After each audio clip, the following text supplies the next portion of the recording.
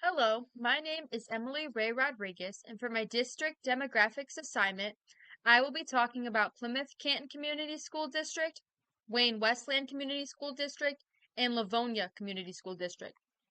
To start, I found two websites that talked about both female and male percentages and race percentages and added both to my assignment.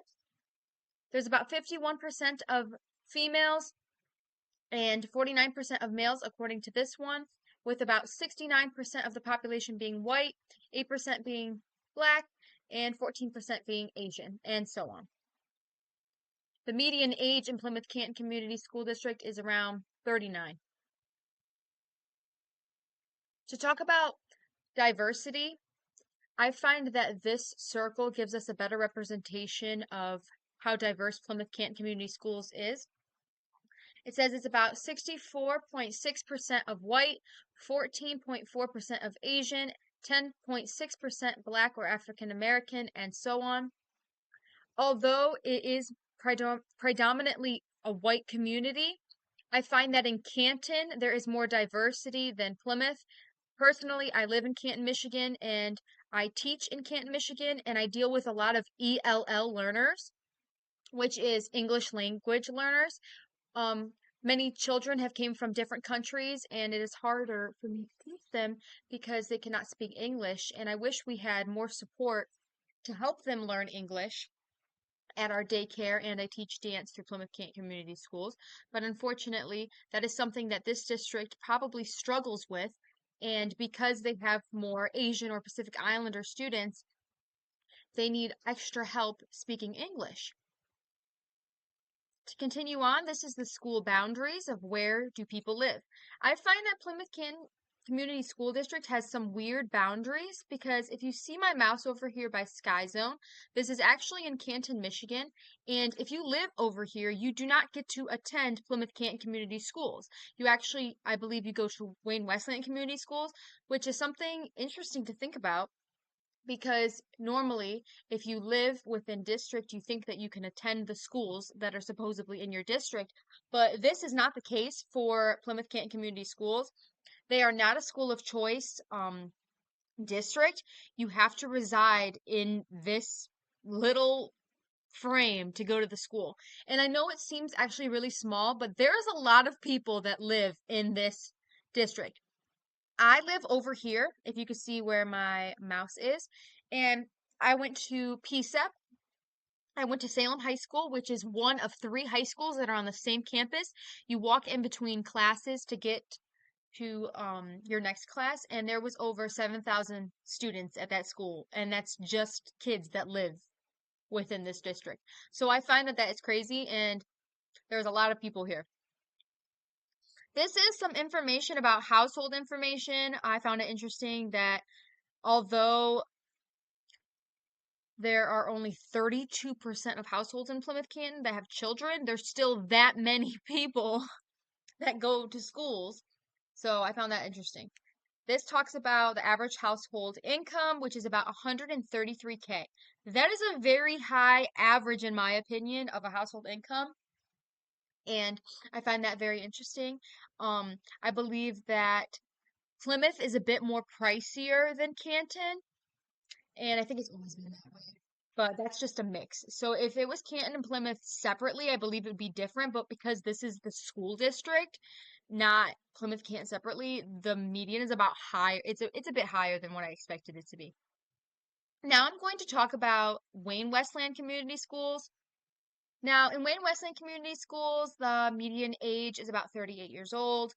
It's about 51% is male. I found that with gender in the school districts, it's about 50-50 in all three of the school districts that I researched about. I found that this will influence the school district because I feel like it's good to have a good balance between gender, and this is a great way for students to not feel signaled out. And yeah, this also talks about race in this one, but I believe this one gives a better representation of race. Let me see. Okay, so it's about 50% white, but 36% black in Wayne-Westland Community Schools.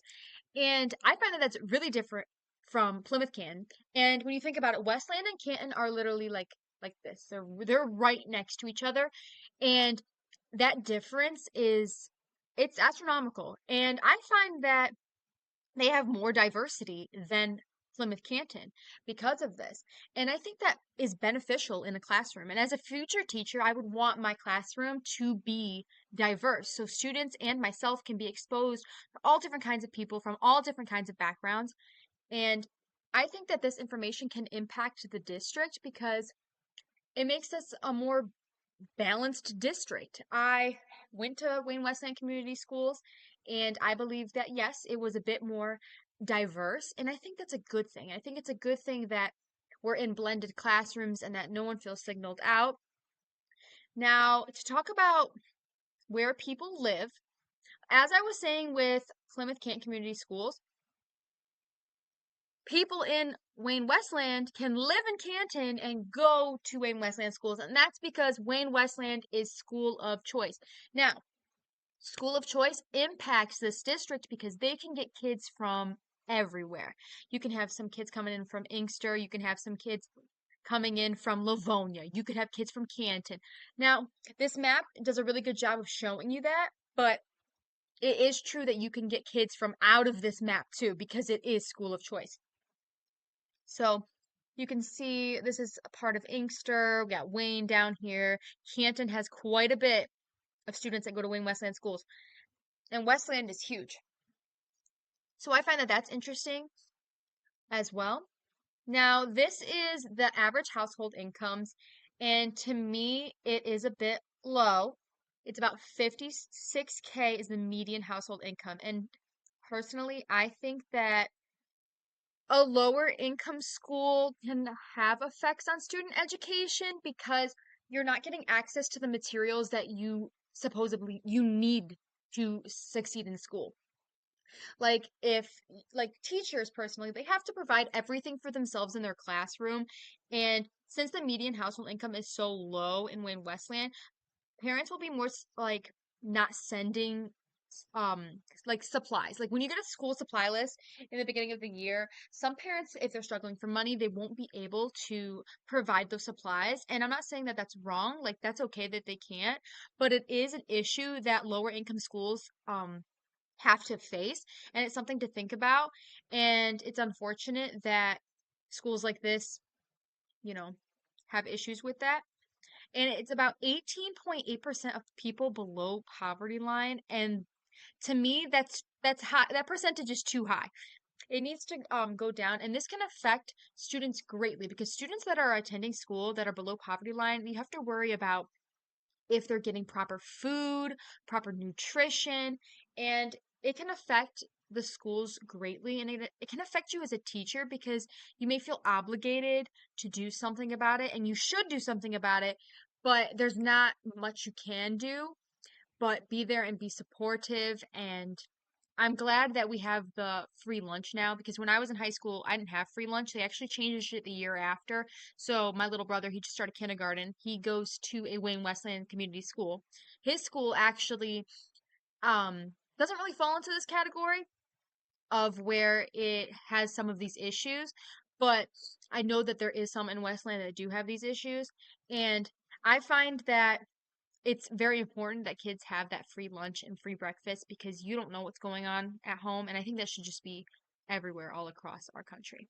Now, to talk about Livonia Community Schools. I personally don't know anything about Livonia Community Schools. I've never attended one, but I do go to Madonna University, so I wanted to add it. So I would say that the female and male percentages are about the similar amongst all three school districts, so I'm not going to go too much into that, but I do think that it's good to have a balance between females and males. Now, one thing I did notice about this is that in Livonia, it is mainly white. It is mainly white people in Livonia. You can see it here that it's about 75% of white people, only 9% Black, 6% of Hispanic Latino. Now, I think that's the highest Hispanic Latino percentage I've seen, which I am Cuban. So that's interesting for me to see that there is a little bit more of Hispanic people in Livonia. I never thought about that. But it is predominantly a white community. And this can affect students because those that are not white can feel signaled out. And unfortunately, that's not good. But I would rather work in a more diverse setting. So that is something to consider when thinking about Livonia schools. Now, this is the school boundaries where people live. You have to live between these boundaries to attend Livonia schools. I'm not really familiar with this area, but I do know where Churchill is because that's on my way to Madonna. So over here, this is Churchill, but look at how big Livonia is. So they have two high schools. No, three. They have three high schools. I see Churchill, Franklin, and Stevenson. So if they have more than that, I stand corrected, but I see three high schools on here, and I find that that's very interesting because this is a big community, and because it's so big, I feel as though there should be more numbers of diversity. So it's something to think about. Now, the median household income in Livonia is about 82K, and there's only 6% of people below the poverty line. So this is a bit more of a balanced income, and I think that that's good for schools because it provides students with proper help that they need. If a student has a disability, they'll be more acceptable to be getting that proper education and so on. So overall, this is my works cited page, by the way. So overall, I found that this project was very interesting to learn about not only these districts, but what kind of district I want to work in as a future educator. And and I find that these examples provide a lot of information and they can affect the district greatly, whether like in Wayne-Westland Community Schools, if it has a lower income, whereas Plymouth-Canton has a bit of a higher income, that can greatly affect children's education. And I feel like if you're not able to get the proper supplies that you need for school, then you're going to have a harder time. But overall, I enjoyed this project and I think I learned a lot. So thank you for listening.